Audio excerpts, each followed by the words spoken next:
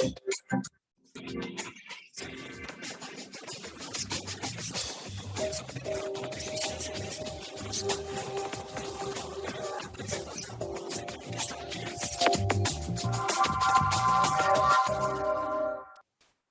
que acompanha a gente aqui na Rádio RCI, mais um programa Entre Livros no Ar, e a gente vai estar, então, falando para vocês quais foram as datas comemorativas relacionadas ao livro, sempre citadas pela gente aqui, né? Nesse dia 8 que passou, de setembro, nós comemoramos o Dia Internacional da Alfabetização e também o Dia Internacional da Literatura, considerado pela ONU. Então, é isso, a gente vai apresentar para vocês a obra, né, que é o Autocuidado, a Dinâmica da Saúde Integral. Quem está nos acompanhando pelas redes sociais, Facebook, YouTube, tem condições de ver a capa. Inclusive, se você quiser interagir com as autoras, você pode mandar sua mensagem pelo Facebook, a gente vai estar encaminhando para elas, né? E as autoras, elas são Fernanda Cabral Schweister, ela que é graduada em Medicina do Trabalho, ela é especialista em Medicina do Trabalho pela Associação Médica Brasileira, Associação Nacional de Medicina do Trabalho, e ela é gerente de Medicina do Trabalho da Itaipu Binacional, né? E a gente tem aqui também a outra autora, Mariana Cabral Schweister, que ela é graduada em enfermagem, é especialista em saúde pública, mestre em enfermagem, doutora em ciências e regime de dupla titulação e pós-doutora, mas ela também é professora adjunta do Departamento de Medicina Preventiva da Escola Paulista de Medicina, Unifesp.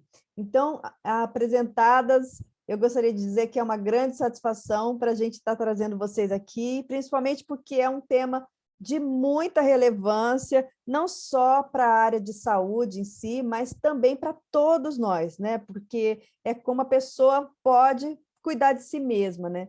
Então, meninas, sejam bem-vindas.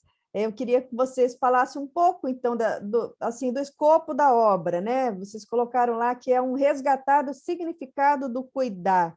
Então, o que seria exatamente o cuidar, o cuidado? Oi, Rose, muito obrigada pelo convite, eu estou muito feliz, nós estamos muito felizes de estar aqui com você.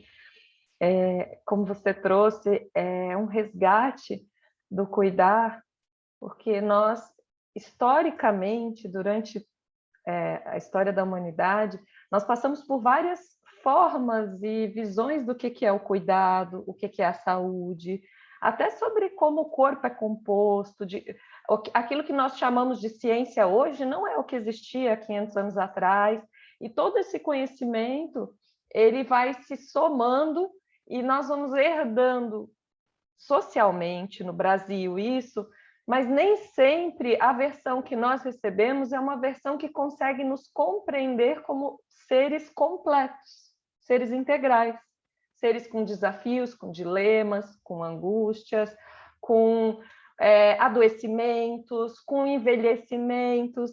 Então, resgatar o significado do cuidar passa por resgatar o significado do ser. O que de fato nós somos? O que de fato preenche as nossas vidas. Então, esse é um dos caminhos que a gente vai abordar no livro. E aí tem uma parte histórica, que eu adoro história, né? Que vocês falam aí das concepções de saúde, de cuidado, né? Como que foram, né, o desenvolvimento da concepção de saúde no Ocidente, né? Eu queria que vocês dessem uma palhinha assim, dessa parte histórica, que eu acho muito curiosa. Claro, Rose, é muito bom estar aqui. É interessante porque para a gente também fazer esse exercício histórico, né, de resgatar a saúde, cuidado e também doença, né, esse ciclo dinâmico, foi muito interessante. Eu sou enfermeira e eu sempre tive interesse, né, pelo cuidado, e logo que eu estava na minha graduação, eu fui fazer medicina tradicional chinesa. E aí, quando você vai para uma outra área, uma outra racionalidade médica, que é a medicina tradicional chinesa, você começa a se deparar com conceitos de saúde que é estagnação de energia, excesso de energia no fígado, o yin, o yang, e aí a gente fala, nossa, E quando a gente vai ver, a história disso é 5.000 anos. Então, quando a gente começou a resgatar as concepções de saúde e cuidado, a gente viu que ela começa lá na Ásia, com a medicina tradicional chinesa, a medicina Ayurveda, que é medicina que é própria lá da região, né, na Índia. A gente vê também aqui que tem medicina, por exemplo, né, indígena, que influencia nas concepções de saúde e cuidado. Isso muda quando chega na Grécia, né? Na Grécia, quando a gente vê saúde e cuidado, começa a ter outros elementos, começa a ter o éter, né? Aristóteles falava muito sobre essa relação e lá já começou aquela ideia da panaceia. Uma coisa que resolvesse todos os nossos problemas. Uma pílula maravilhosa, uma vacina que resolvesse tudo, né? Esse momento a gente gostaria tanto que existisse, e a gente vê que isso é também uma ilusão, né? O cuidado, ele se dá em várias formas, e a saúde, ela também pode ser algo que vai mudando, ela não é um estado constante no nosso organismo. Resgatar para a gente rever essas outras formas de compreender saúde e doença. Aí a gente passa pela Idade Média, onde isso modifica um pouco, começa a entrar uma ideia de pecado, problema de, sabe, doença, algo ruim.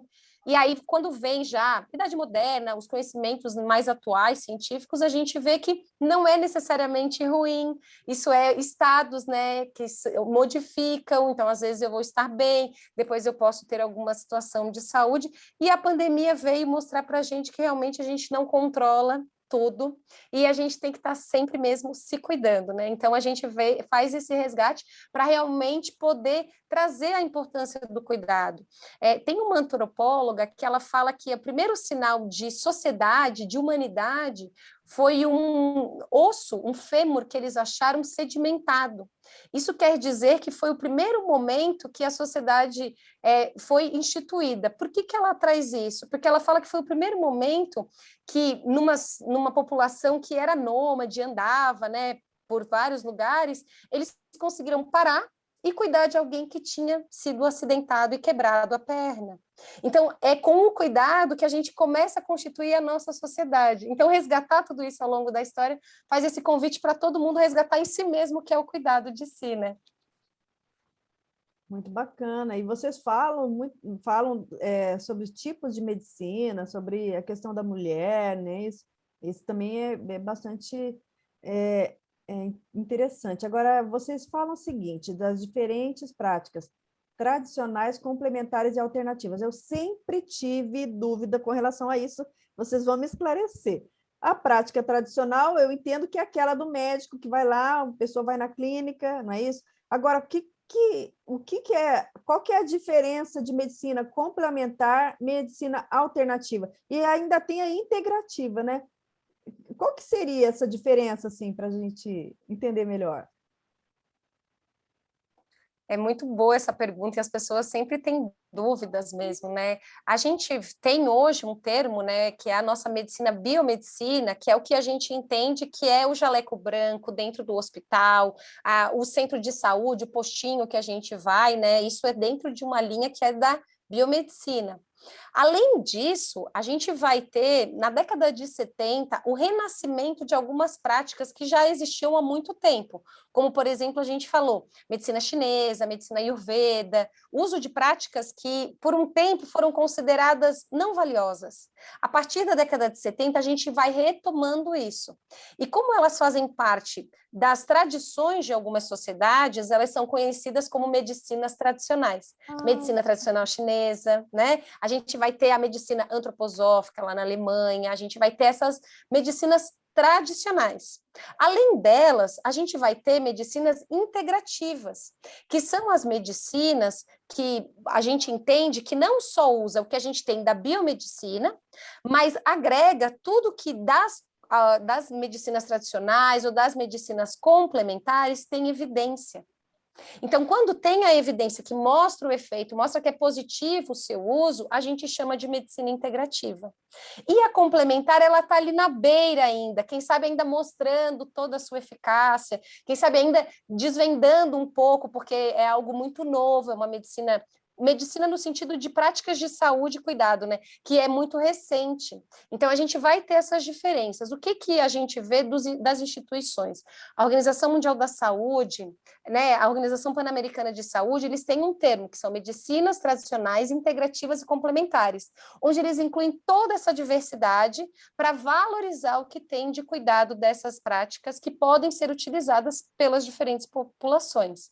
E aí, inclusive, para quem tem interesse, né, tem uma biblioteca virtual de saúde só de medicinas tradicionais complementares integrativas. Tem mais de 1 milhão de textos lá, referências, artigos científicos explicando o que elas são, como funciona. Então, fica o convite. A gente tem feito um trabalho também de sintetizar um pouco isso tudo, facilitar o encontro dessas evidências pelos mapas de evidências, que também estão lá na BVS MTCI, então o pessoal pode jogar no Google e encontrar facinho essas informações.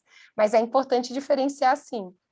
E tem um conceito nessa tua pergunta também, Rose, que é qual a diferença de uma medicina complementar para uma medicina alternativa. Isso tem relação com como cada um usa. Por exemplo, se eu tiver um problema de saúde e eu vou lá na medicina, na biomedicina, também chamada de medicina ocidental, medicina moderna, eu vou lá e estou me tratando. Mas junto eu estou usando um chazinho que a minha avó me ensinou. Então eu estou usando o chá, que é um fitoterápico, de forma complementar ao meu tratamento biomédico. Agora, se eu disser assim, não vou fazer nada que esse médico falou, eu vou tomar só o chá da minha avó, aí isso é alternativo. Por quê? Eu estou usando apenas a alternativa. Então, existe uma certa fluidez desses conceitos, porque eles se misturam um pouco, e às vezes tem relação com como a gente usa. Eu uso ele como complementar ou como alternativo. Agora, Mariana, eu esqueci de falar que você é especialista em acupuntura. A acupuntura, então, seria dessa medicina chinesa, né, tradicional, né? E no caso, por exemplo, homeopatia. Homeopatia entra como alternativa? Interessante você trazer isso. A homeopatia, ela também foi uma prática, né? A medicina homeopática, né, que a gente fala, ela também é uma racionalidade médica, que é sempre que um cuidado, uma prática, ela tem não só a forma de entender por que alguém ficou doente, mas vai entender como que trata e tem a sua própria forma de tratar e cuidar daquela pessoa, e também como que é o prognóstico, como que aquela pessoa vai evoluir.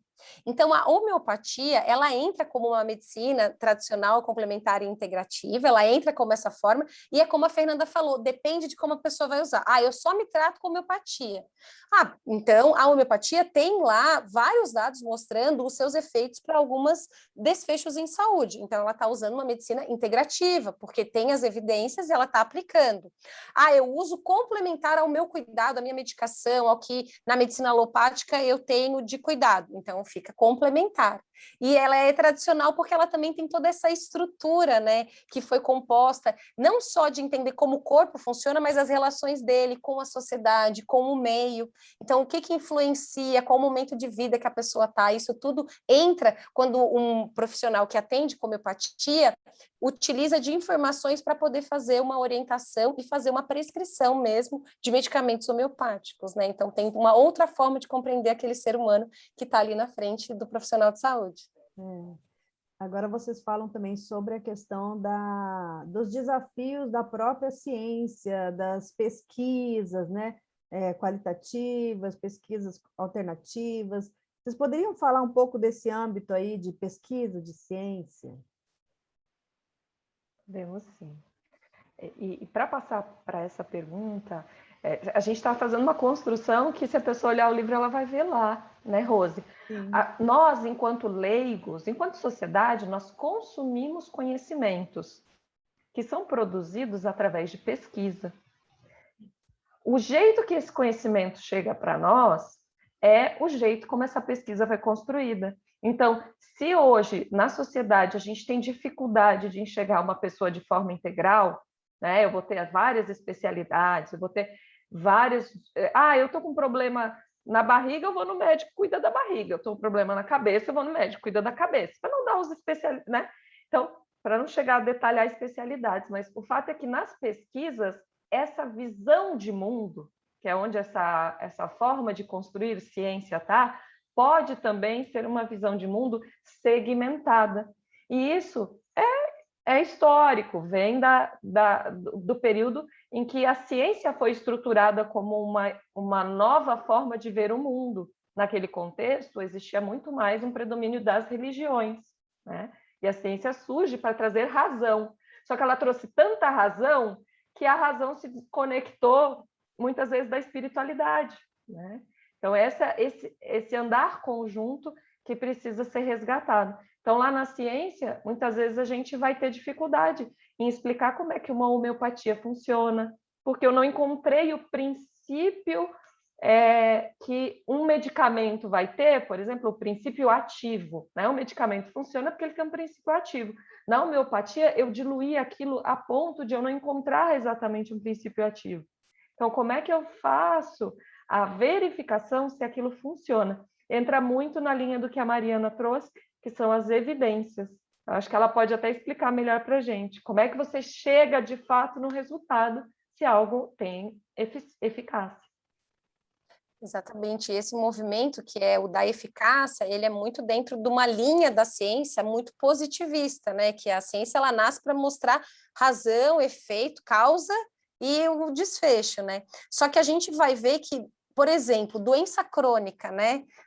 A gente às vezes não sabe exatamente quando que começou a desenvolver, para algumas pessoas tem um bom resultado aquele medicamento, aí vai para uma outra pessoa com outro corpo, com outra constituição, aquele medicamento já não faz o mesmo efeito. Então, como é que a gente consegue coletar dados com essa população tão diferente, né? Para isso, a gente vai não só trabalhar com o tipo de pesquisa quantitativa, que é próprio do positivismo, mas a gente vai ter que entrar com outros tipos de pesquisa subjetiva, construtivista, que vai entender as diferentes formas com que a pessoa compreende o seu próprio conceito de doença e faz o seu tratamento, o que influencia para ela, por exemplo, não querer tomar uma medicação ou tomar medicação em excesso. Então, a gente vai precisar, até mesmo dentro da ciência, encontrar essas outras formas, possibilidades de fazer pesquisa para melhor compreender essa diversidade que é o ser humano, a sociedade, as diferentes culturas.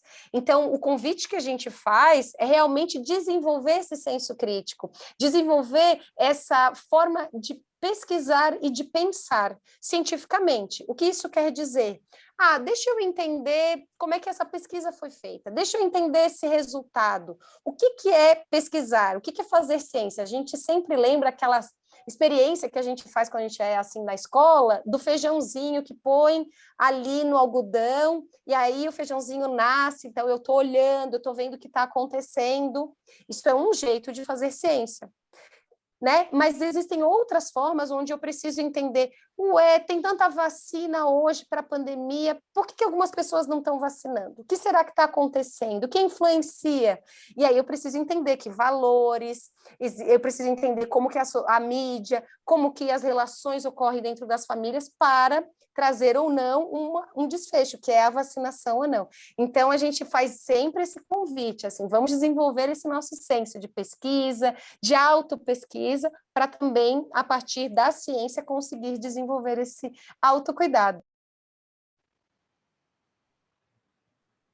Aí eu queria perguntar para vocês também sobre a questão dos paradigmas. Vocês falam aqui com relação aos paradigmas, né? O que significa isso com relação ao autocuidado?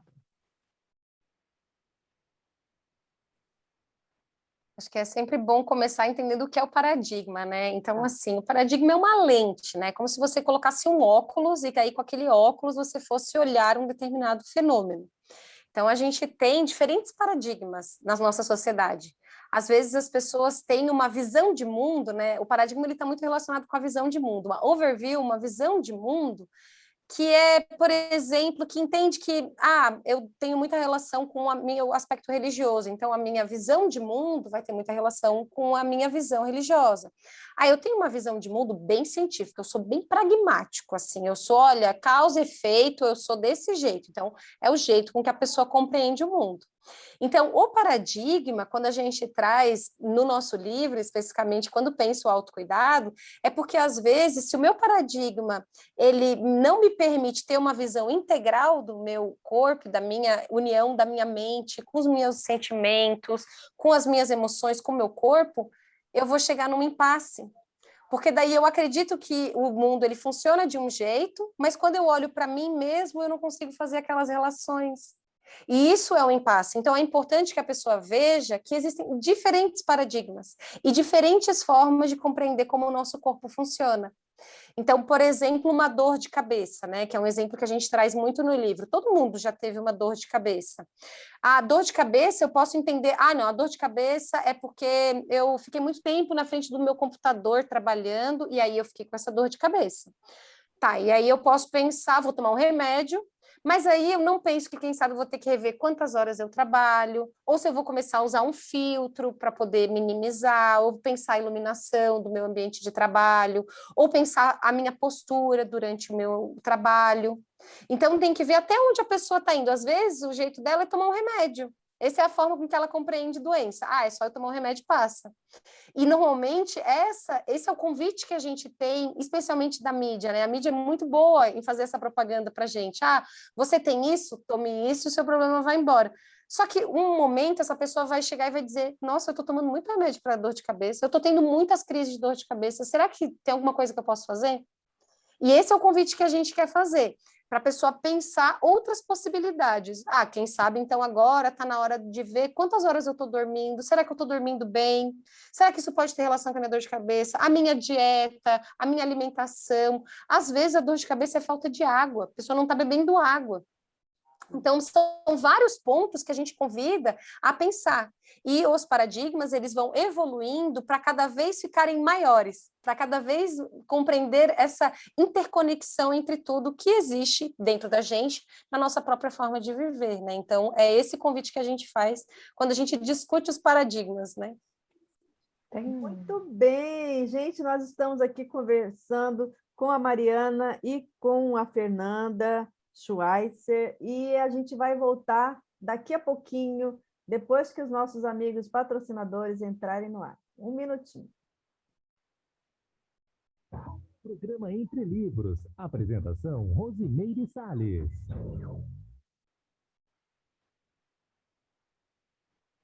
Voltamos a apresentar Programa Entre Livros. Apresentação, Rosimeire Salles. Autocuidado é o tema de hoje, e a gente estava aqui falando sobre a questão dos paradigmas, e vocês citam o paradigma consciencial. Esse seria um paradigma diferente dos demais paradigmas, não é isso? É isso mesmo. A gente, da mesma forma que nós trabalhamos no livro, resgatamos visões de saúde diferentes, práticas integrativas e complementares, a gente traz e apresenta a visão de saúde dentro da Conscienciologia. E para isso a gente antes precisa resgatar com quem está lendo o que é esse paradigma consciencial, né? Então, se eu, por exemplo, né, tenho sonhos, muitos sonhos à noite, e para mim aquilo é só um sonho, tem um impacto na minha forma de viver. Se eu, à noite, tenho sonhos e eu considero que esses sonhos são experiências reais, eu tenho uma outra forma de ver como aquilo interage com a minha vida. Da mesma forma, as energias. Então, se eu entro num ambiente, me sinto mal, sinto que tem alguma coisa pesada, se eu admitir dentro do meu paradigma, minha visão de mundo, de que existem energias que são trocadas entre os ambientes, entre as pessoas, eu vou perceber aquilo e vou cuidar das minhas energias para tentar manter o meu equilíbrio num ambiente energético que não está saudável, que não está harmonizado. Agora, se eu entender que aquilo é uma impressão, que não existe essa objetividade, essa concretude das energias, eu não vou tomar ação quanto àquilo. Mas pode ser que mesmo assim aquilo me impacte, porque não é o fato de eu admitir ou não admitir algo que determina se a minha saúde será ou não será afetada por isso. Então, o convite é para a pessoa revisar o seu paradigma, para que ela possa ter um paradigma que funcione melhor, que traga mais resultado, que permita a ela ter uma saúde mais equilibrada. E aí vocês falam que existem modelos, né, para controlar, eliminar doenças, e inclusive eles distanciam o paciente do processo do cuidado. Como é que funciona isso? O tratamento faz com que a pessoa não se cuide? É interessante você trazer isso. Acho que todo mundo já teve uma experiência, né, que foi num profissional da saúde e falou: olha, tem uma dor no joelho assim, mas só dói quando chove. Aí o profissional de saúde fala: isso aí, história, né? Não, o seu problema é que você tem a X diagnóstico. E aí a pessoa fala: ah, tá bom, então eu tenho um diagnóstico, e aí o seu tratamento é essa medicação, você toma desse jeito. Ok. A pessoa começa a tomar medicação e a dor continua voltando quando chove. E aí ela pensa: tá, e a medicação está fazendo efeito? Não está fazendo efeito? Será que eu não posso ter um pouco mais de autonomia para entender como o meu corpo funciona e achar um profissional da saúde que me ajude a compreender essas nuances, que nem sempre, quando eu vou num X profissional, ele vai entender essas nuances. Mas se você vai, por exemplo, para alguém que atende com medicina tradicional chinesa, ele vai falar: ah, eu entendo que o corpo tem uma umidade, então quando o tempo está muito úmido, quem sabe essa umidade também pode ter uma sensação no seu corpo, e é esse desconforto que você sente. Peraí, vamos tratar de outra forma que não é com medicamento, agulhas de acupuntura, equilibrar energeticamente o seu corpo.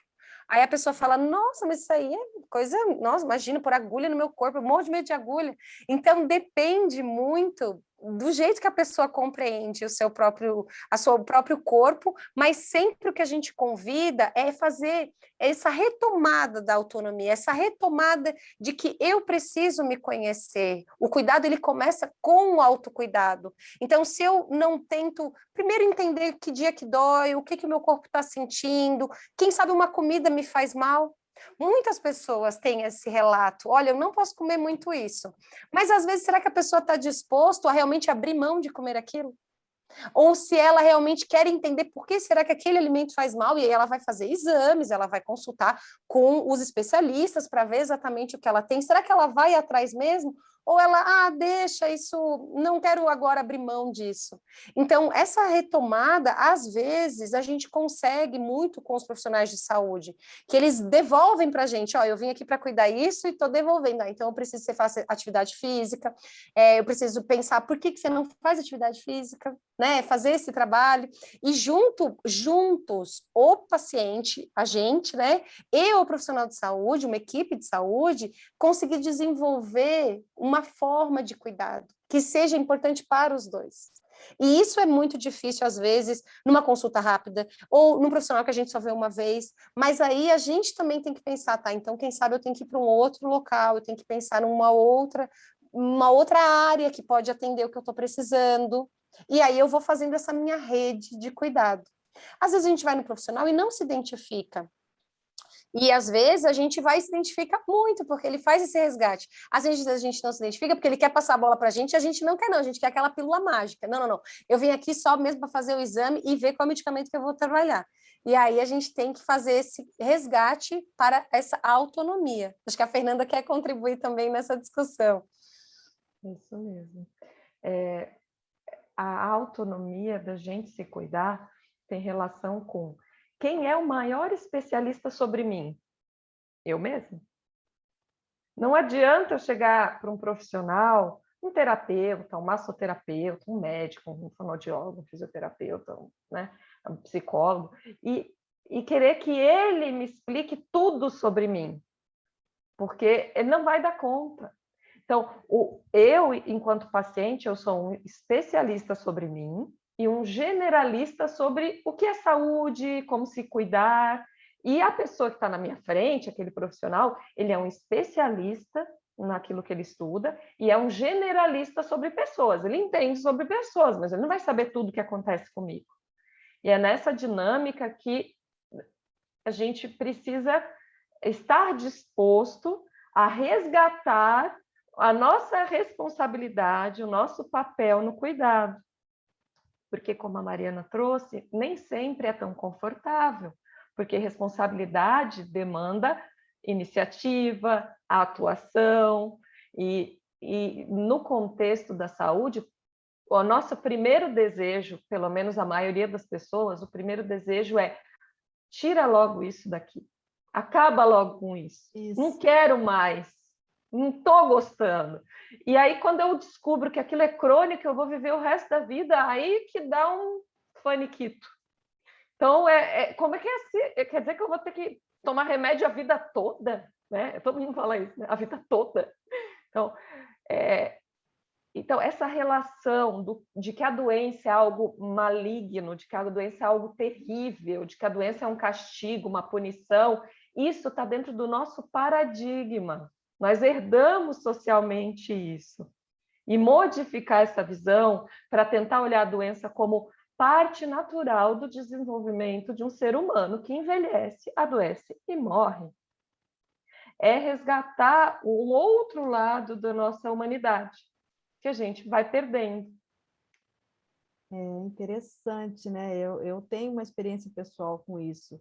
Assim, eu senti a dor a minha vida inteira. Minha mãe diz assim que eu era cheia de ai, ai, ai, desde criança. Mas eu nunca assim, eu falava, dava uma fincada ali, dava uma agulhada lá. Mas eu pensava assim, que médico que eu vou procurar? Se isso dura só alguns segundos e daqui a pouco passa.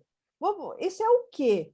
Um dia eu vou descobrir o que é isso. Bom, aí passaram os anos. Aí desencadeou uma crise enorme de dor que eu não conseguia mais ter controle, porque aí já não era mais a dor de tendinite, era outra. Aí eu descobri que eu estava com fibromialgia. Tratei com medicina, não seria qual seria essa de você ir na clínica? Não é tradicional isso. Isso aí eu não A sei. Medicina de biomedicina. clínica, né? É Neurologista, reumatologista, neurologista, reumatologista e teve mais um. Nada fazia, eu tomava remédio fortíssimo e nada fazia parar. Aí eu fui procurar medicina integrativa. A pessoa me perguntou, medicina alternativa ligada ao Lair Ribeiro, que estuda a composição química, a profilaxia através dos alimentos, então foram identificados os alimentos que eu não podia comer. Aí eu fiz um tratamento com base de enzima, vitamina, não sei o que. Gente, eu nunca mais tive dor. E eu fiquei anos, eu falei, poxa, realmente é uma experiência assim que a gente tem que buscar, porque quando o negócio está crítico com a gente, você vê assim que não tem, né? Como é que você vai sair daquela situação que parece que ninguém te dá um caminho, porque você tenta aqui, tenta lá e não resolve, né? Aí eu acho que tem um momento que a gente fala assim, olha, mudar ou mudar, né? E você fala, não, chega de sofrer, né? Vamos buscar outros caminhos, né? Eu acho que isso também é uma tendência, né? Fora a pessoa que fica muito bitolada, né? E que acha que o que vai valer é só essa medicina mesmo, né? Da faculdade, aquela lá certinha e tal, né? E ela acaba perdendo oportunidades, mas eu acho assim muito bacana. Eu estou aprendendo muito sobre esse tipo de medicina, porque eu assisto direto, assisto Lair Ribeiro, sabe? E eu acho que é por aí, né? A gente tem que, mesmo eu não sendo médica, eu quero saber o que acontece com o meu corpo, eu quero entender, eu quero saber o que pode ser profilático, né? O que seria bom? Olha, eu sei que eu tenho no histórico da família tal e tal doença. Não, eu já estou me cuidando agora, porque eu sei que eu posso vir a ter. Então, acho que isso faz parte muito, né? Assim, do universo de cada um, mas que vale a pena também as pessoas pensarem nisso, né? Que tem uma área da medicina que é profilática, porque a medicina só quer amenizar, não vai curar a pessoa. Outras linhas têm, né, esse intuito mesmo da pessoa ela resolver de um modo mais, né, sei lá, não vou dizer definitivo, mas de outras maneiras que não sejam tão agressivas para o corpo, né? Mas eu já falei demais, porque aqui vocês é que estão no palco. Eu quero saber o seguinte, com relação, vocês falam a saúde com tecnologias leves, acolhimento, escuta, empatia, como é que é essa assistência integral aliada aí com essas tecnologias? Que não é tecnologia de aparelho, né? Isso, normalmente a gente conecta muito o conceito de tecnologia com um aparelho, né? Um aparelho celular, algo físico que a gente pega na mão. Mas a gente vai ter alguns autores dentro, especialmente da saúde coletiva, que eles vão falar: a tecnologia não é só a dura que a gente pega na mão. A gente vai ter as tecnologias leve e duras, que é aquela tecnologia que é quando eu pego tudo que eu estudei durante uma formação e aplico para compreender aquele caso que está na minha frente de um paciente. Então, isso é uma tecnologia leve e dura. Eu pego o meu conhecimento e trago isso para a minha ação profissional. E a gente vai ter também as tecnologias leves, que são aquelas que só existem no encontro entre o profissional de saúde e o paciente. E nesse momento, como é bom a gente ter um profissional da saúde que queira nos ouvir. Um profissional da saúde que tenha interesse na nossa história, que a gente consiga formar um vínculo, que tenha uma capacidade de acolher a nossa queixa, não resolver. A gente acha que eles vão só, eu quero respostas, mas às vezes, antes da resposta, a gente precisa do acolhimento, a gente precisa de alguém que olhe e veja essa dor que você tem, deve ser muito doída mesmo. Conta para mim mais sobre isso. Esse acolhimento, esse vínculo, essa capacidade de ouvir é o que a gente chama de tecnologia leve. Então, a gente tem esses autores que eles falam que o profissional da saúde ele deve ter 3 maletas, né? A maleta que vai o estetoscópio, o aparelho de pressão, a maleta que vai o conhecimento, e a maleta que vai esse vínculo, esse momento, essa troca que existe durante o atendimento. E muitas vezes a gente esquece disso. E como a gente também não é muito exposto ao acolhimento, ao cuidado, que seja com uma escuta ampliada, que seja com esse vínculo, a gente esquece de fazer isso com a gente mesmo. Então, quando a gente fica doente, a gente quer sair correndo e, como a Fernanda falou, extirpar, né? Se pudesse, cortava fora aquilo que estava doendo. Calma, será que a gente não precisa parar e ouvir o que está acontecendo? Quem sabe dar esse exercício, né, de realmente, o que será que essa dor quer me dizer? O que será que essa doença, essa minha gripe, essa minha febre, essa minha sensação de dor nas costas, eu já tive antes. Será que isso quer me dizer alguma coisa? Será que é algo que eu estou fazendo? Será que isso é algo que eu estou sentindo?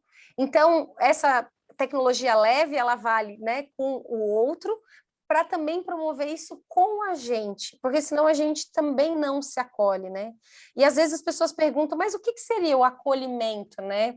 Eu sempre digo que um exemplo fácil para entender o acolhimento é quando você está andando e depara com uma criança chorando. Aquele choro bem doído, assim, que não é dor, mas é aquele choro que a criança, né, ela está ali. Não adianta você racionalizar com a criança, explicar que está tudo bem, ou falar para ela que você está ali, o que ela precisa. A criança está em prantos. E, normalmente, o que funciona muito, que mãe e pai faz? Pega a criança no colo, abraça a criança e deixa a criança, né, sentir aquela segurança, e ela vai se acalmando e vai diminuindo aquele choro. Às vezes, é muito difícil a gente fazer isso com os outros e fazer isso com a gente mesmo. Mas esse é a tecnologia leve que a gente está trazendo no livro e que faz parte também do que a gente vai falar daqui a pouquinho, que é do método de autocuidado que a gente propõe no livro também. Nós estamos sem seu áudio, Rô. Desculpa. Vocês falam também com relação, né, ao que é esperado pelos pacientes e pela sociedade, né, que dos cuidados que os profissionais de saúde, né, eles trazem. Como é que esse esperar da sociedade? É isso que vocês estavam falando, de esperar que haja um remédio único que acabe e liquide todas as doenças? O que a sociedade espera? É bem interessante isso, né? Porque a primeira expectativa geralmente é a cura, ou o alívio imediato. E aí o primeiro desafio é entender que nem tudo é cura, nem tudo vai ser finalizado ali. E aí a segunda expectativa, que muitas vezes surge, é também essa que a Mariana trouxe. Eu quero alguém que se coloque ao meu lado, que caminhe comigo para lidar com esse meu problema. Essa é uma outra expectativa que a gente legitimamente espera, né? E E o que surge nisso tudo, muitas vezes, é o que você trouxe, Rose. A pessoa não encontra, em algumas situações, o resultado esperado, e aí ela vai buscar uma outra linha de saúde que oferte isso. E isso fez as medicinas, as práticas integrativas e complementares surgirem com tanta força, porque as pessoas já não estavam satisfeitas ou não encontravam respostas. O que a gente provoca no livro é que cada um permita construir o seu cuidado sem ter que fazer esses estágios. Por exemplo, eu só vou buscar uma prática integrativa quando a biomedicina não me resolver. Porque isso é um caminho que não traz oportunidade da pessoa conhecer outras formas de cuidar dela mesma. Até porque muita gente não fica doente com tanta frequência, né?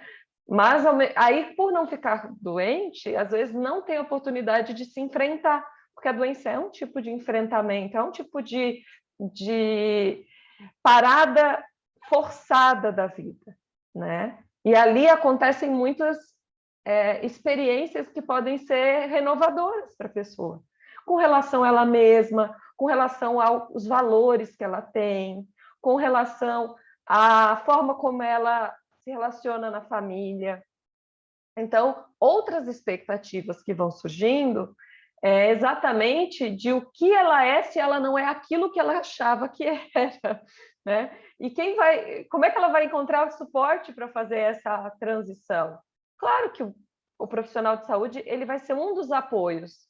Ela vai construir dentro de um círculo social dela, e essa é uma outra expectativa que a gente quer exercitar no livro, de que você tenha espaço no seu convívio social para poder falar sobre, né? Aqueles tratamentos lá de antigamente, sabe?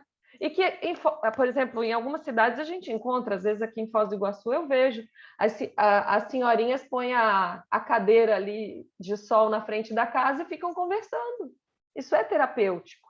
Às vezes ali ela encontra uma escuta que ela não encontra com um profissional de saúde.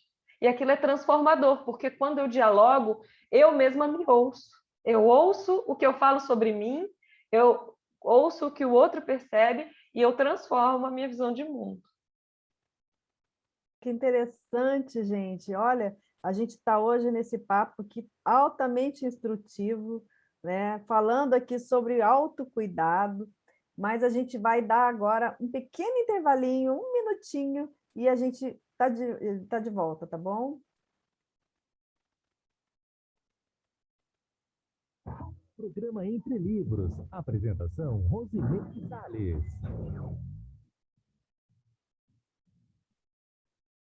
Voltamos a apresentar Programa Entre Livros. Apresentação, Rosimeire Salles.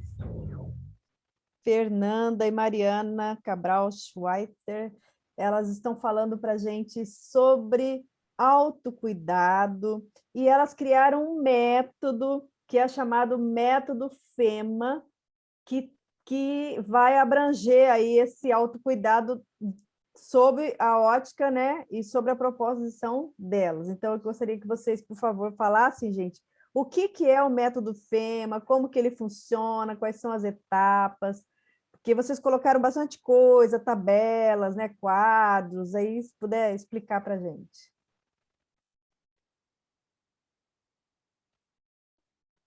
Então, o método FEMA, ele foi concebido originalmente com palavras na língua inglesa. Então, quando a gente faz a tradução, ele dá 4 etapas, né? A primeira etapa, que seria o find, na verdade, a gente traduziu como encontrar.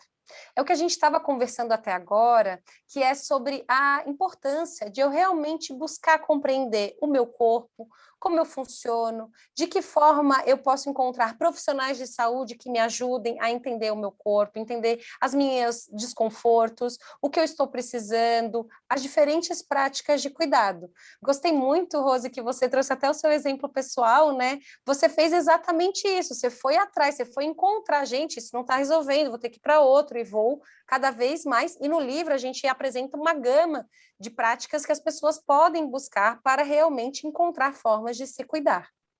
Normalmente, as pessoas gostam de sair desse momento que elas estão com algum desconforto, alguma queixa, para um estado ótimo de excelência, né? Essa é aquela ilusão que a gente tem de fazer. O que a gente fala que é fundamental no método FEMA? A segunda etapa, que foi concebido em inglês como embrace, que seria o acolhimento que a gente já conversou. Seria o acolher aquela situação. Acolher para entender por que será que isso está acontecendo, qual o sentido disso na minha vida, o que isso representa, é a parada forçada que a Fernanda trouxe, para tentar entender e acolher esse momento. Ok, eu posso ficar doente? A vida ela está tão corrida que as pessoas, né, não se permitem nem ficar doente. Eu não tenho agenda para ficar doente, né? Não tenho horário na minha agenda para isso. E esse passo, que é o acolher, é o que permite com que você faça a próxima etapa. Então, esse acolhimento, às vezes, ele vai trabalhar com empatia, às vezes ele vai ter que ir por um caminho que seja de compaixão, de perdão, que às vezes também não é fácil fazer, a decisão do perdão, né? Ela é pessoal e ela é às vezes muito difícil, mas é um caminho para poder passar para o próximo estágio.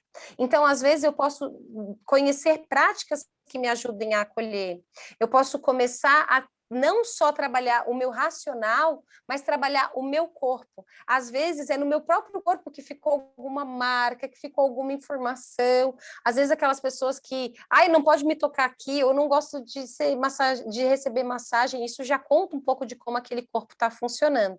Quanto mais eu consigo acolher nessa etapa, mais eu consigo passar para a próxima fase, que a Fernanda vai contar para a gente, então, a outra etapa. A próxima etapa é o movimentar, no sentido de fazer algo diferente. Porque o que a gente tem geralmente, né? O curar. Só que o curar, ele não é uma condição estanque, nem sempre é possível. Então, ele começa com o primeiro passo. Fazer algo diferente para ter um resultado diferente na sua própria saúde. Então, esse é o sentido do movimentar. E ele só vai acontecer se a gente tiver um bom acolhimento, porque se eu não acolho o meu problema, como que eu vou lidar com ele na hora que eu tiver que, de fato, me relacionar e pensar sobre ele? Senão a gente começa a criar muitas dificuldades dentro da gente. Eu quero ficar bom de algo, para isso eu tenho que cuidar de mim, mas eu não quero pensar sobre esse algo que está me afligindo. Não vai fazer sentido. Nós não vamos conseguir lidar com tantas variáveis. Então, eu encontro o problema, eu acolho esse problema, essa situação, esse desejo, eu me movimento, eu começo a fazer pequenas mudanças. Que mudanças eu posso fazer? Naquele exemplo, por exemplo, que a Mariana trouxe da dor de cabeça, será que eu estou indo dormir num bom horário? Será que eu estou conseguindo descansar? Será que eu estou me sobrecarregando? Então, eu vou dormir mais, dormir menos, eu vou jantar mais cedo, jantar mais tarde. Eu vou conversar com a pessoa com quem eu estou com muita raiva, porque isso está me deixando muito estressado. Isso é o movimentar. E a última etapa é o recomeçar. Porque a saúde ela é cíclica. A gente uma hora tem um problema, daqui a pouco a gente faz movimentos que nos trazem uma harmonia, uma forma melhor de viver com essa situação, mas a vida ela é dinâmica, vem novos estresses, novas situações, o envelhecimento, e eu posso voltar a ter aquele problema.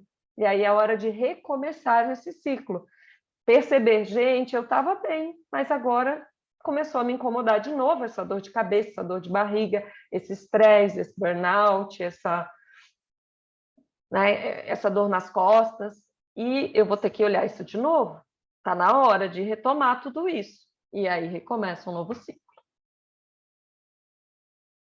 E aí a gente tem as ferramentas, né, que o pessoal, mesmo quem não conseguir acessar o livro, mas acessar pelo site, né, que as pessoas podem baixar. A gente fez um canvas, né, que na verdade é um quadro, onde a pessoa vai colocando o que ela tem algumas perguntas que podem ajudar ela a definir a primeira etapa do encontrar, outras perguntas que podem ajudar ela a definir esse acolhimento, né, ajudar ela nesse acolhimento.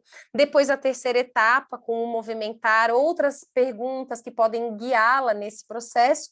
E, por último, recomeçar. Essa dica que a Fernanda trouxe, será que está na hora de fazer um novo ciclo? tempo.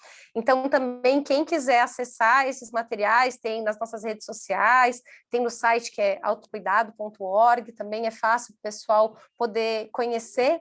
E eu gostei porque a Rose trouxe aquela questão que ela disse, a minha família tem esses problemas quando envelhece. E a gente tem também uma outra ferramenta no livro e também no site que as pessoas podem acessar e conhecer, que é a linha do tempo da saúde, da doença e do cuidado, onde a gente convida a pessoa a refletir o que ela tinha quando ela era criança e depois que ela ficou adolescente e adulta, para ela entender como é que o corpo dela está funcionando. Quem sabe ela vai descobrir que algo que ela tem hoje, ela já tinha antes, e como é que ela cuidou naquela época? Ah, resolveu? E agora, como é que ela está cuidando hoje? E também ela pode pensar como ela se vê no futuro, né? Com o envelhecimento, que às vezes as pessoas têm muita dificuldade de entender que o corpo vai mudando, entender o que a família já tem, para também poder fazer uma promoção da saúde. Assim, minha família tem tendência, por exemplo, diabetes, hipertensão, que é um problema, né? Uma doença crônica comum no Brasil. Quem sabe eu vou ter que investir agora, quando eu estou adulto, na minha atividade física, na minha dieta, no controle do meu peso, né, da minha gordura abdominal, e pensar isso a longo prazo, porque depois já passou bastante tempo. Então, a gente fica aqui a dica dessas duas ferramentas que a gente tem no livro e também lá no site para o pessoal poder usar e aplicar o método, né, cada um na sua própria prática de autocuidado. Agora vocês falam da tríade do autocuidado. Qual seria essa tríade? Porque são 4 etapas, então isso não é a mesma coisa, né? Não, não. A tríade é uma forma de organizar os conhecimentos que alguém precisa para fazer o autocuidado. Então, quais são essa tríade, esses 3 elementos, né? Um é o autoconhecimento, o quanto eu me conheço, sobre como eu reajo no meu dia a dia, que respostas o meu corpo traz quando eu como, quando eu me estresso, quando eu durmo, quando eu não durmo, quando eu encontro alguém, quando eu estou diante de uma situação que me deixa angustiado, triste, nervoso. Uma das dificuldades muito comuns das pessoas é saber nominar a emoção que elas sentem, por exemplo. Agora, eu estou triste, eu estou nervoso, eu estou com raiva, ou eu estou com tudo isso junto? É difícil, porque na nossa vida a gente não foi estimulado, na maioria dos casos, a perceber as diferenças entre as emoções. Então, esse é um dos itens, o autocuidado. O segundo item é a cosmovisão sobre saúde, doença e cuidado, que vai falar, Rose, daquilo que nós falamos no primeiro bloco, que é como que a saúde funciona. Existem tecnologias que são mais leves, como o vínculo, a escuta. Existem práticas integrativas e complementares. Como que a ciência se desenvolve, pesquisa sobre saúde. E essa cosmovisão envolve eu ter uma visão construída, crítica, exercitada, para poder colocar os meus problemas práticos dentro de um cenário de conhecimentos do mundo, né? Então, esse é o segundo elemento, a cosmovisão. E o terceiro elemento são os recursos em saúde que são ofertados. Então, aí volta novamente, o que é a biomedicina, quais são as dificuldades, as limitações que ela tem, quais são os pontos positivos que ela tem, que ela consegue ajudar. Por exemplo, se eu tiver um acidente, se eu cair, bater, quebrar um pé, primeira, eu vou ir direto na biomedicina, porque eu já vou fazer uma tomografia, um raio-x, eu já vou botar um gesso. A biomedicina é fantástica para questões que outras linhas são muito lentas, difíceis. Como é que você vai fazer uma cirurgia cardíaca na medicina chinesa? Você não vai encontrar, não é dessa história. Então, a gente tem conhecer os recursos para saber o que funciona mais nessa hora. Por exemplo, quando eu bater o pé e quebrar, eu vou no pronto-socorro. Mas quando eu tiver uma dor nas costas, para mim funciona muito bem uma técnica que para cada um é de um jeito. Por exemplo, no meu caso, eu vou buscar um massoterapeuta, um fisioterapeuta, eu vou buscar alguma abordagem diferente. E quando eu estou estressado, eu posso fazer meditação, né? Eu posso fazer mindfulness, eu posso ouvir um áudio, é relaxante. Então, a pessoa conhecer os recursos que ela tem à disposição, os profissionais, e aplicar. Então, é uma tríade. O que eu conheço do mundo, o que eu conheço de mim, e que recursos eu tenho para alcançar resultados em saúde que eu desejo. Nossa, excelente. E isso tem a ver com a questão da autopesquisa, que a pessoa usa como ferramenta para ampliar o autoconhecimento. Também assim, é a pessoa se cuidar, né? Mas como é que ela faz essa autopesquisa assim, em si? Não é simples, né? Porque exige primeiro uma conexão, uma autoconexão. Exige a gente se permitir perceber o que não tá, o que às vezes não é confortável, porque socialmente a gente aprendeu que aquilo não é bom, que é errado, que é sujo, que é... Aí vai ter vários conceitos. Então veja que a gente voltou a falar de paradigma de novo. E esse autoconhecimento, ele vai passar exatamente por a pessoa fazer, experimentar ela mesma, se experimentar em situações diferentes, com comportamentos diferentes. Se eu fizer diferente aqui, todo dia eu chego tarde no trabalho, estou estressada. E se eu chegar mais cedo? E se eu acordar mais cedo? E se eu negociar os meus horários? Então, isso passa por essas experiências. Só que tem uma coisa bem interessante aí, Rose, que é a minha capacidade de fazer a minha autopesquisa, o meu autoconhecimento, ela está diretamente relacionada a quanto a minha visão de ciência é ampla ou é restrita. Porque se eu tiver uma visão muito restrita de saúde, né, de que causa-consequência, eu só encontro uma causa e uma consequência, como é que eu vou entender um problema complexo que tem multivariáveis, né, como a Mariana trouxe? Se eu considerar que não tem nada a ver quando chove doer o meu joelho, então eu não vou permitir avançar nessa pesquisa, porque eu já excluí uma hipótese. Então, a nossa capacidade de olhar a amplitude do mundo define o quanto a gente consegue lidar com essa complexidade que é esse corpo aqui. A gente tem dor, a gente está feliz ao mesmo tempo, a gente chora de alegria e ri de tristeza, ri de raiva. Isso é tudo junto aqui dentro. Então, esse olhar o sistêmico da nossa história é que vai ajudar muito dentro da autopesquisa. Que é isso que vocês trazem, né? Que a gente se expressa pelos temperamentos, né? Pela nossa essência, né? Pelos traços nossos de personalidade, não é isso? E aí a gente pode até ver que, dependendo do temperamento, dependendo de como a pessoa é intimamente, vão ter as tendências, né? De como ela vai usar os recursos, né? Como que ela vai optar por um ou por outro. Também tem um pouco de relação com isso, né? E é interessante porque algumas das medicinas tradicionais, elas ajudam a entender, por exemplo, porque um certo tipo físico vai desenvolver algumas doenças e outro tipo físico outras doenças, que é algo que, por exemplo, se eu tenho, como a Fernanda trouxe, uma pesquisa muito restrita, que eu nem considero essa possibilidade, essas hipóteses, eu perco essa possibilidade de cuidado.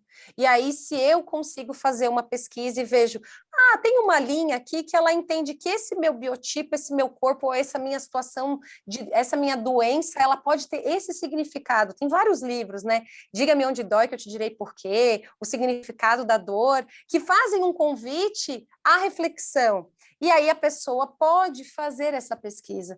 E aí, às vezes, e a gente já viu muito isso em consultório, a pessoa lembra, a primeira vez que eu tive isso, eu estava com essa situação. Então, a própria pessoa, ela tem aquela base, ela tem aquele conhecimento, mas se é muito restrito o paradigma ou a forma com que ela faz ciência, ela não consegue conectar. Então, a gente convida a fazer uma autopesquisa, que seja essa pesquisa, essa ciência que a gente falou no bloco anterior, que ela é aberta, que ela ela permite várias possibilidades, que ela convida a experimentação, que ela convida a compreender valores, a compreender, a anotar os fatos, para você depois fazer um levantamento de dados e ver, realmente, quem sabe, pode ser por esse caminho. Então, essa ciência que vai sair do dogma, que vai sair do achismo, mas que vai não perder as suas percepções, as suas leituras de mundo, e juntar tudo isso para melhor cuidar, né? Então, esse é o caminho que a gente está propondo. Excelente! Nossa, hoje o programa foi altamente instrutivo, aprendemos muito, né? Eu acho que a gente pode, assim, deixar aí uma mensagem final de vocês, sabe? Para o pessoal que está acompanhando, mas antes disso, eu queria aproveitar que são as duas da área de saúde, a gente sempre no finalzinho do programa, a gente está alertando com relação aos cuidados e autocuidados, agora a gente vai falar assim, né?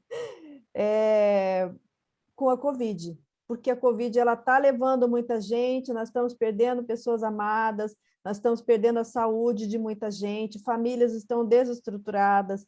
Então, a gente sempre lembra, sabe? Fala assim, eu sou a embaixadora da máscara, porque, gente, não dá, você passa, a pessoa está com a máscara embaixo do nariz, ela está com a máscara no queixo, gente, aquilo é proteção de vocês, né? E também do outro. Fala um pouquinho sobre isso, gente, a gente tem ainda uns minutinhos, e aí a gente fecha, porque eu acho muito importante, sabe, alertar. Essa questão da Covid, né, Rose, tem muita relação com essa construção do que é eu me cuidar. Porque nunca nós tivemos tanta necessidade de mudar o nosso jeito de viver para poder se proteger com relação ao risco real e risco de morte, no caso. Então, se eu não estou acostumado a me adaptar, se eu não estou acostumado a mudar, se eu não tô, ou se a minha vida é muito atribulada, eu já tenho muitos problemas, é muito mais difícil fazer isso, né? Então, a Covid, ela ampliou os problemas que já existiam, sociais, de cultura, de compreensão, de cuidado, financeiros, tudo que existia foi altamente ampliado. Então, o exercício agora é inevitável que muitos de nós tenham sido tocados pela necessidade de aprender coisas novas, habilidades novas. E se isso, por um lado, é triste, é ruim, não foi um desejo nosso, mas nós podemos aproveitar esse impulso para fazer outras mudanças que também estavam na gaveta. Então, vamos começar exercitando aquilo que é o beabá. Vamos à máscara, vamos à máscara corretamente, vamos manter um distanciamento das outras pessoas, né, de pelo menos 1 metro. Vamos evitar ficar em ambientes não ventilados, vamos deixar os ambientes ventilados. Agora está vindo verão, vai ficar quente, mas 2 dedos, deixa 2 dedos abertos à janela, você já está criando um fluxo de ar, aquele ar não fica mais viciado naquele ambiente, né? E vamos voltar para melhorar a nossa imunidade, a nossa capacidade de lidar com um problema que uma doença, um vírus que vem a nos afetar. Então, eu estou dormindo bem, eu estou comendo bem, eu estou me estressando demais, eu já estou no limite. Se eu já estiver no limite, eu vou ter que dar um passo atrás e ganhar um pouquinho mais de espaço, porque se eu ficar doente, eu vou ter que dar conta. Ou eu quero dar conta. E a vacina, vacinem-se, nós temos vacina hoje, as pessoas, elas têm medo, elas têm receio, elas esquecem, então eu acho que uma mensagem muito importante desse autocuidado é os recursos, gente, hoje a gente tem esse recurso, a ciência com investimento faz pesquisa boa e faz pesquisa adequada em tempo menor, a gente pode, todas as vacinas que estão aí hoje, elas são confiáveis, elas são seguras, elas promovem, né, que a gente fique protegido em parte por essa doença. Então, por favor, todo mundo, vacine-se, vá fazer a 2ª dose, acompanhe, vê se você não perdeu o seu prazo. E A vacinação, ela não é só o autocuidado, de eu proteger o meu corpo. Quando eu estou me vacinando, eu estou protegendo a minha comunidade, porque eu estou evitando que o vírus fique circulando e criando variantes e se desenvolvendo de maneiras que depois a gente não sabe o que pode acontecer. Então, o nosso apelo também é entender essa dupla função da vacina, para mim e para o outro. E se algo a gente também está aprendendo com a pandemia, é desenvolver muito a nossa compaixão, a nossa empatia, de ouvir o outro, de saber que a gente vive em rede, a gente não vive sozinho numa ilha, a gente depende do outro. Então, se você também está em sofrimento, está sobrecarregado, busque a sua rede de apoio. Existem vários serviços que estão hoje dentro do Sistema Único de Saúde, né, que são gratuitos para as pessoas poderem utilizar. Existem várias associações também que estão ofertando cuidado, não só para os pacientes, para os usuários de saúde, mas para os profissionais de saúde, que se cansaram muito no ano passado e continuam cansados também esse ano, porque foi uma sobrecarga, uma insegurança, um medo muito grande. Então, agora que estamos precisando olhar novamente e buscar formas de cuidado. Ano passado a gente apagava fogo, né? Agora a gente tem a vacina, a gente tem uma melhora do número de casos, né? E aí a gente também pode pensar, quem sabe está na hora de eu desacelerar, de eu me cuidar, de eu voltar a fazer a minha atividade física, a minha meditação e buscar ferramentas para reequilibrar. Então fica aí o nosso apelo e o nosso convite. Excelente, o programa de hoje foi altíssimo nível. Se você tiver interesse em adquirir, você pode entrar no site www.shopcons.com.br, que o livro já está disponível. Nós vamos ainda ter o lançamento, né? Eu gostaria que vocês falassem qual a data e horário do lançamento oficial do livro. Vai ser tudo virtual, né? Justamente por causa da segurança, né? E aí, vocês querem fazer o convite? Com certeza. Dia 18 de setembro, no sábado, às 19 horas, nós teremos o lançamento do livro aberto, transmitido online, para todo mundo que quiser acompanhar com a gente. Quem não puder assistir, quiser ver depois, também vai ficar gravado. Então, é para nós um momento de muita alegria, uma concretização de um projeto para construir outros olhares de cuidado, cada um poder exercitar isso e sem precisar até sair de casa. Você pega o livro ali, está olhando, você vai vendo como que você pode transformar a tua proposta de se cuidar. Você E vai acessa ficar o canal do YouTube, da Epígrafe, editora Epígrafe. Editora e Livraria, e você vai estar participando conosco desse momento.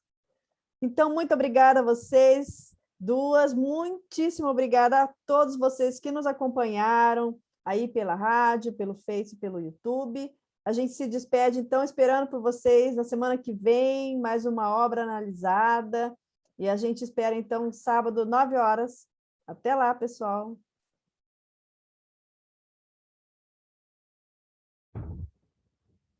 Você acabou de ouvir o programa Entre Livros, com Rosimeire Salles, aqui na RCI.